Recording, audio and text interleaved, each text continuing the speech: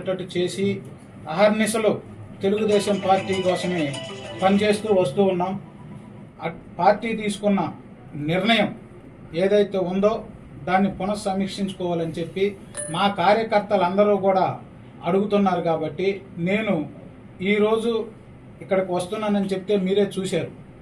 దాదాపుగా కొన్ని వేల మంది ఇక్కడికి వచ్చి అన్నా మీ అంటే మేము ఉన్నామంటే నేను ఒకటే చెప్తున్నా, వాళ్ళ నిర్ణయం తీసుకొని ఈరోజు ప్రతి ఒక్కరూ కూడా నా మీద అభిమానం, తెలుగుదేశం పార్టీ మీద అభిమానంతో కూడా ప్రతి ఒక్కరు వచ్చారు.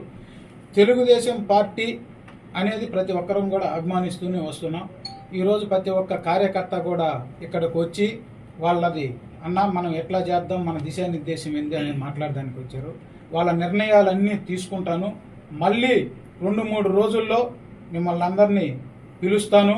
అంతేకాకుండా రేపటి నుంచి నా తరపున ఏదన్నా పార్టీలో సర్వేలు వెనకబడ్డానని చెప్పి ప్రతి మండలము, ప్రతి విలేజీ గడప గడపకి వెళ్ళి నా తరపున ఏదన్నా పొరపాటు జరుగుంటే మన నాయకులను కనుక్కొని నాకు అవకాశం ఇవ్వండి, మీరు పార్టీ దృష్టికి తీసుకెళ్ళనని చెప్పి ప్రతి ఒక్కరిని అభ్యర్థిస్తానని సెలవు తీసుకుంటాను.